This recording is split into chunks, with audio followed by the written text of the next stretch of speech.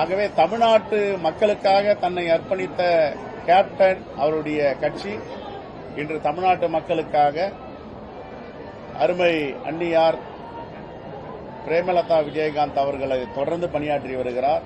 அவருடைய இளவல்களும் அதை தொடர்ந்து பணியாற்றி வருகிறார்கள். அவருடைய பணி சிறக்க வாழ்த்துக்கள்.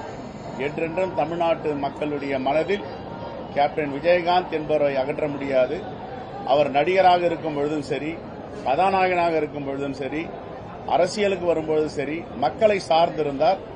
எல்லோரும் எளிதாக அவரை நாட முடியும், சந்திக்க முடியும். மக்களோடு மக்களாக களத்தில் இறப்பார். ஏதாவது போராட்டம் என்றால் வேட்டியை மடித்துக் கொண்டு மக்களோடு சென்று விடுவார்.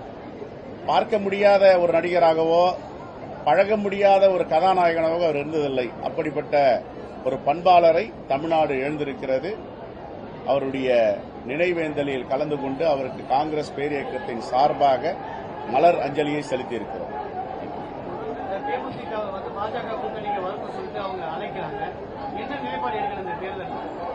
இல்ல, அவர்களுக்கு கேப்டன் எதை விரும்பினாரோ தமிழ்நாட்டு மக்கள் மீது கேப்டனுக்கு ஒரு மிகப்பெரிய அன்பும் பண்பும் பிணைப்பும் உள்ளது.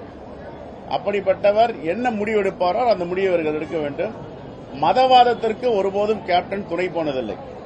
அவருடைய அரசியல் வாழ்க்கையில் மதவாதத்திற்கு எதிராகத்தான் குரல் கொடுத்தார். எல்லோரும் எம்மதமும் சம்மதம் என்றார். அவர் திரைப்படத்தில் பார்த்தால் அவர் இஸ்லாமியராக நடித்திருக்கிறார், கிறிஸ்தவராக நடித்திருக்கிறார். ஆகவே அவருக்கென்று இந்த சாதி அந்த மதம் என்பதில்லை.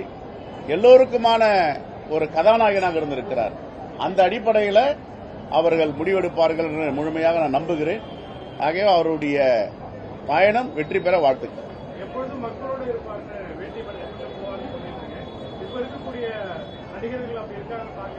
நான் அதுக்குள்ள ஏன் போறீங்க?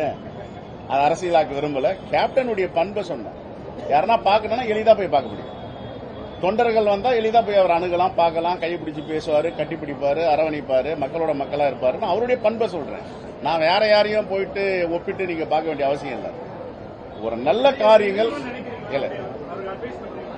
ஒரு மனிதர், ஒரு கதாநாயகன் எப்படி இருந்தார்னு அவருடைய பெருமையை சொல்றோம்.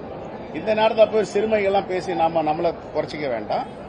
ஒரு ஆற்றல் மிக்கவர், மக்களை நேசிக்கக்கூடியவர். அவர் ஒரு மதுரையிலிருந்து புறப்பட்டாருன்னா 1 மணி நேரம் அவர் மதுரை ஏர்போர்ட்ல கடக்கிறதுக்காக வந்தாங்க. அவ்வளவு பாப்புலரான ஹீரோ, மக்களோட மக்களா இருந்தார். அதை சொல்ல வரேன். தேங்க்யூ.